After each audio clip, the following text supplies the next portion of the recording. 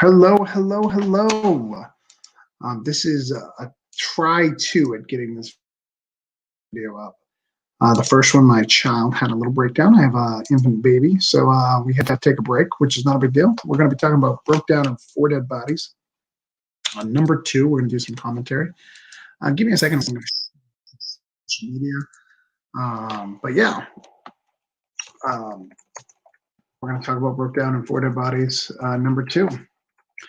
So, how are you guys? I just finished number one. Hopefully, you guys have returned to see the commentary for issue two. Learn a little bit about what I'm trying to do.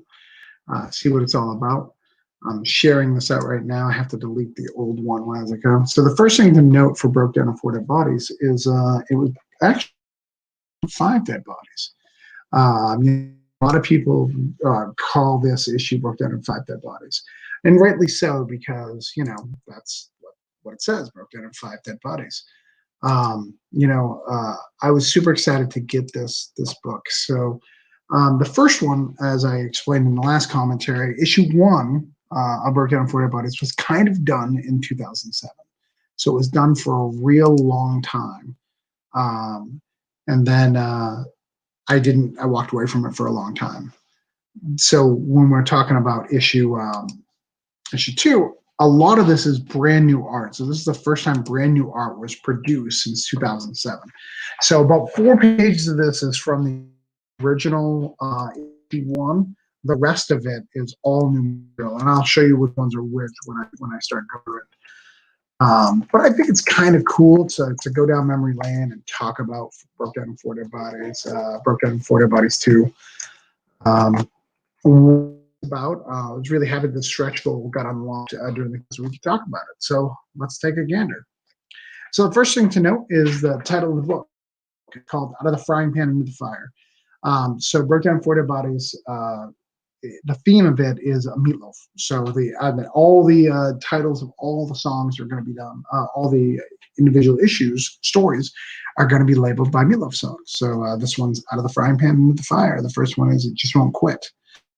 Those are little obscure songs. You probably wouldn't. It was not like it's bad of hell. But issue 3 is The Rearview Mirror, or Object in the Rearview Mirror, because I kind of changed it slightly, but still works. Story was written by me. Art was done by Felix. JW did half of the colors, and Victor Munoz did the other half. So it's a half and half for this particular issue. The reason why is JW had very bad attacks of cancer. So he's been battling cancer since I've known him, and he just couldn't finish it. So we had to put somebody in to kind of finish it up. And I think it worked out really well, and most people can't tell the difference. I had Victor do, instead of his style, James's style. So you'll kind of see the difference. If you are big into this, you'll kind of notice, but you wouldn't. Davies did the cover art again, and my wife edited. We also, for the first time, started with the backup stories. This is the first issue that had the backup. So it had a 2-page backup by Andrew Dolan called No Good Deed. We had additional covers by my buddy Rich Waddell. Rich Waddell did from Electric Black, but we'll talk about that, and Jim O'Reilly. But we'll talk about all of that stuff. In fact, I didn't in the last commentary. Here, we didn't talk about the Frank Oozing cover. So the Frank Oozing cover is the artist edition. Came with that idea. That it was a great addition to our Kickstarter. And why we did that is Frank Oozing, I was a fan of his art from Sync. I asked him to do it, and we figured out a deal and made that work. And then for this one, we had Jim O'Reilly, who is a fantastic artist. So I try to get up and coming people. This one's dedicated to my dad, John Gibb, because he died in the making of this. This issue was tough for me, both because it was a setup issue. Setup issues are really hard. And then the other part is my dad died. So during the editing process of this, so the art was done, but it was the editing going through it. I was very distant and detached. We also had a baby on the way, so it was really, really crazy time for us. So we did get through it, but it was rough.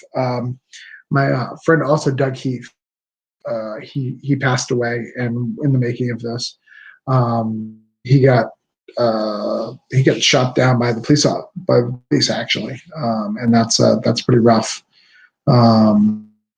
I don't want to go into details of that, but I actually get to witness that, to watch the video over and over. Play. It was really tough for me. And this being a crime comic, it kind of all fits together. One of the reasons why I write Broke Down in 4 Dead Bodies, and I read it so well, is my family had a lot of drug and alcohol involved in it, and a lot of crazy scenarios that happened between my family, and my dad was also a tow truck driver, so you get a lot of stories on the road of bad things that happen. So between the two, I have a lot of bad events that have happened in my life, and I take some of them and I put them in my books, whether or not they would be a direct translation or just the emotions I felt at the time. And that's why I'm able to write crime so well, is because I lived very similar lives to that. I lived kind of that lifestyle, but I never felt I fit. All right. So we started issue 1. We started at church, kind of varying it up.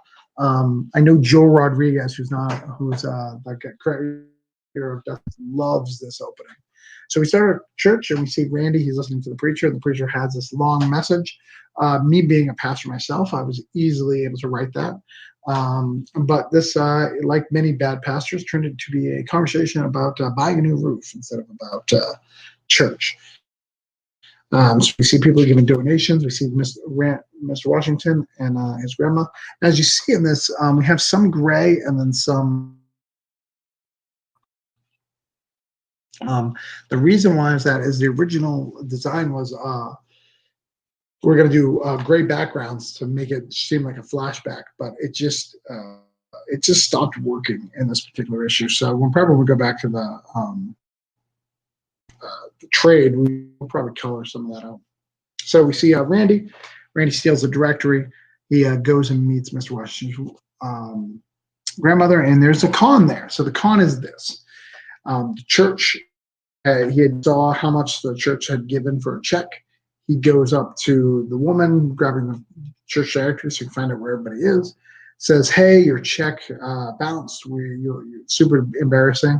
We want to get you that." He knows the amount of the check because he saw it when it was deposited. He's asking or for a different check because that one seems to be a problem. He even sweets it on by asking for an ID because you can never be too careful, and kind of con men. This is showing that Randy's job is a con man. So Denver's a carjacker. He's a Fast and Furious. That's what his role is. But Randy's the con man. So he sits there. He's all proud of himself. He just did a deed. And then Mr. Washington comes and picks him up. So the scene plays out. Mr. Washington goes, "How much have you got?" Randy kind of startles and tries to hand over all his money so he doesn't get beat up by Mr. Washington. And then towards the end, we find out that Mr. Washington, once he finds out how much Randy's making, not only does he not ask for the money, he calls his own grandmother and allows it to happen. So right there that Mr. Washington's willing to sell his own grandma. That's key of information of what that looks like. He's not a good dude, and he's willing to sell you out. And then we go back to where we left off. So this is an indie trick. So let me show you indie trick 1. If you start back where you left off, you left on a cliff, and just use that art for the next issue. That puts you 1 in the hole. Add some different dialogue, you're good to go. Though I had intentionally planned on doing that in every issue of Broke Down, this is the only one where it successfully happened. What can you do? Yeah. we did our best. So these pages were the only pages from the original number 1 from 2007 that were involved. So these first, I think it's first 4 pages. Yeah, first 4 pages were the last ones that we used. So I took the original comic was, I think it was like, because it was 2 issues, so it was 22 apiece. So it was 24 pages. So we used 30 of them in that, and 4 in this. We used 34 of those pages. We cut about 10 pages out of the story that you can see in the digital deluxe if you ever got them. Some that's in there. Some pages we just lost over time too. But yeah, that was that.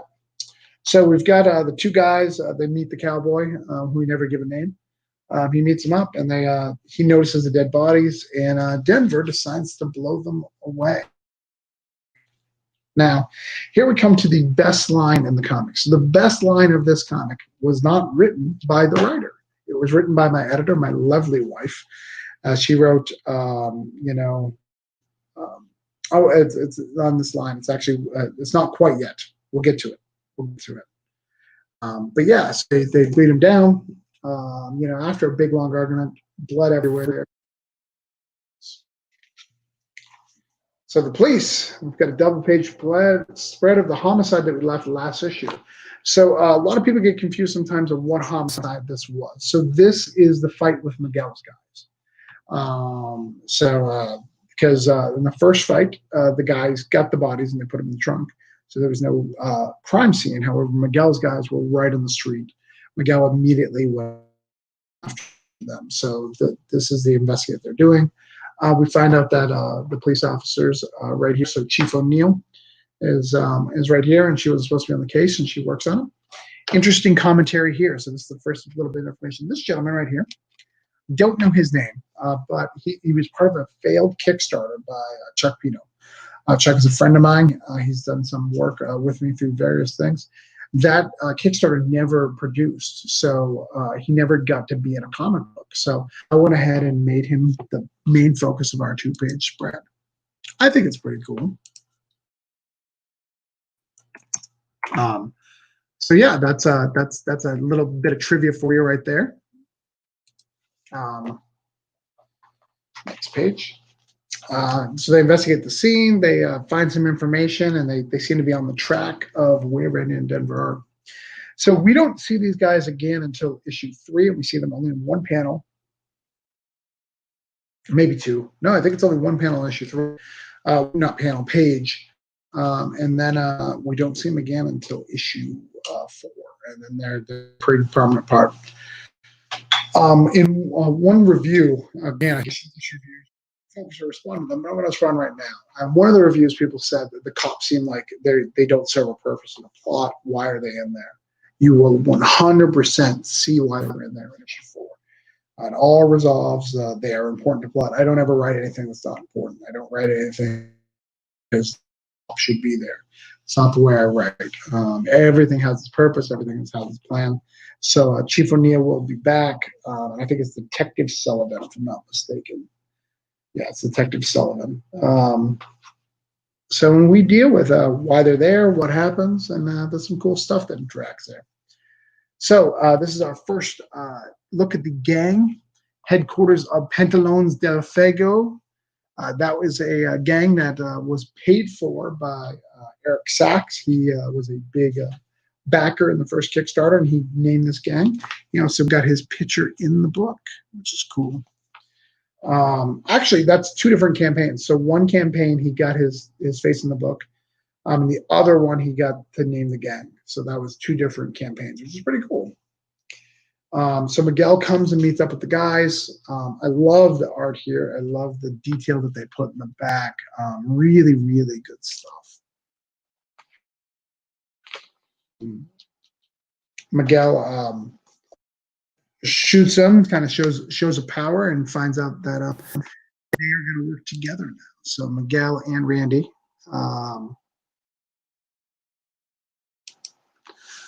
So that's pretty cool. So they decided to work together. So someone messaged me and they said they decided to get the Broke Down shirt, which is pretty cool. Right now, if you're listening to this, we have a Broke Down shirt that is available. It's for charity. We're going to help donate to some of the upcoming events. Some of the looted, some of the stores that were looted. We're going to look at which one needs the biggest help, and we're going to donate some to it. We're going to donate it all for it. Any profit from it is going to go directly to that. So we find out that there's a case, and in this particular scene, this is the first reference that something may be in the case. So Miguel says to Chico that because the concept of that case could screw both of us. So we know that Chico and Miguel are aligned, and why and how they're aligned, we're going to find more information about that. So we go back to the boys. The boys are on the side of the road.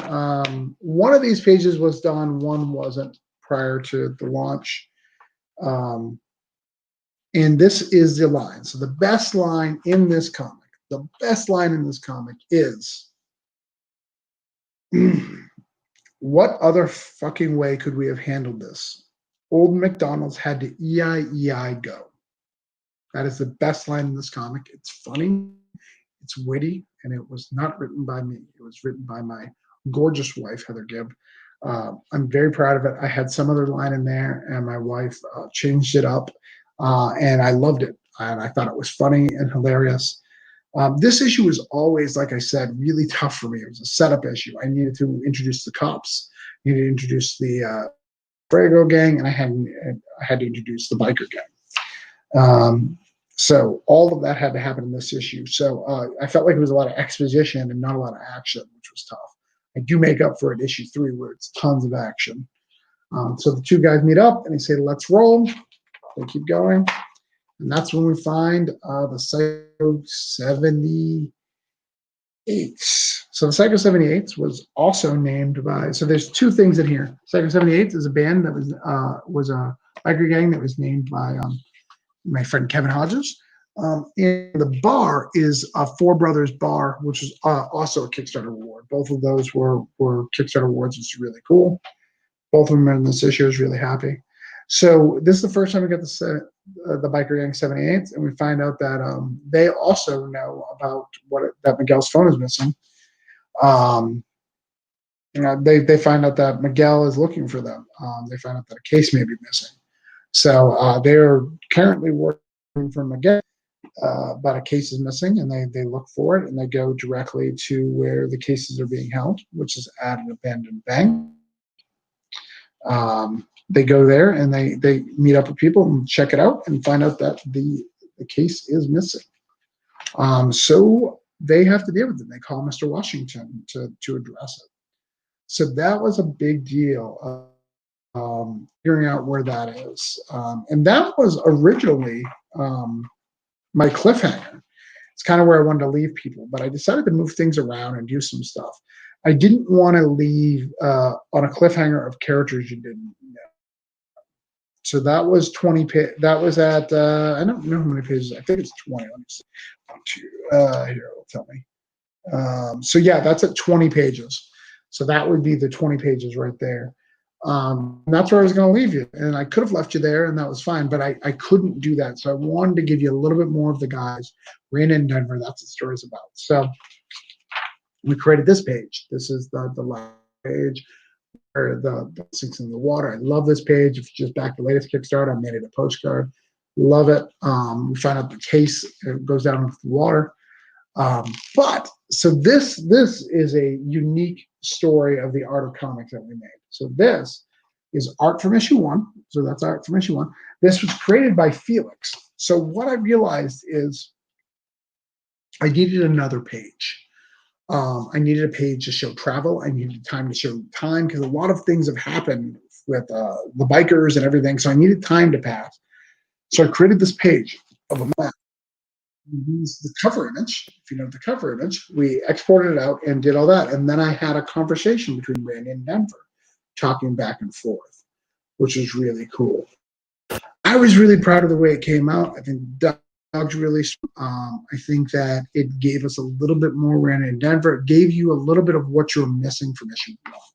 Because one of the struggles that I had with issue 1 was with issue 2 was that one of the problems is you didn't get the crazy dialogue that you got in issue 1. So what I'm good at is dialogue between those two characters, and you didn't get a lot of that. It stopped being fun. So I made this page to have it be fun. So yeah, that was it. And then we have the commentary. So the first cover we had was that's the main cover by Felix, and then this was done by Rich Woodell. So Rich Woodell, fun thing. So Rich Woodell and I had never met at the time. He is from Rochester, New Hampshire, which is I'm from. He does a lot of Teenage Mutant Ninja shows out there. I see him all the time. Did a book called Johnny Raygun. Really good guy. He also does a comic that's very famous from Scout called Electric Black. He's also in a couple of issues of Savage Dragon. Really good guy. I met with him and wanted to see if he'd do a cover for me. So he did. He did our pro cover for issue 2. And then we got Jim O'Reilly did our cover. Jim O'Reilly is great in the indie circuit. Super detailed. He's working on Mojo Rising right now. Really good, talented guy, and he did our artist edition for this this issue.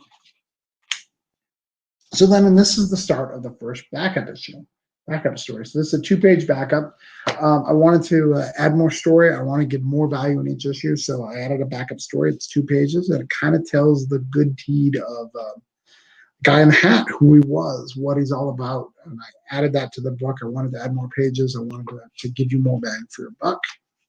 And we got 2 pinups. We got Dan Nooks over here and Ricardo, who I do dog days with. Both of them did a pinup.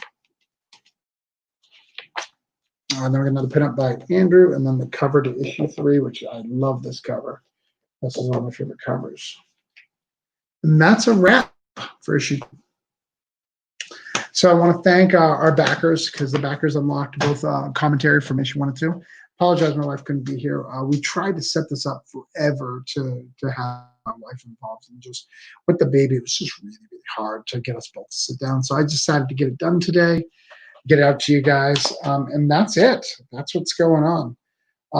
Thank you guys for tuning in. Hopefully you guys enjoying this. Hope you learned something. If you have any questions, leave a comment, and I will get back to you. And that's it. So thank you for hanging out with Broke Down and 4 Dead Bodies. Let me know in the comments how you feel. Thanks.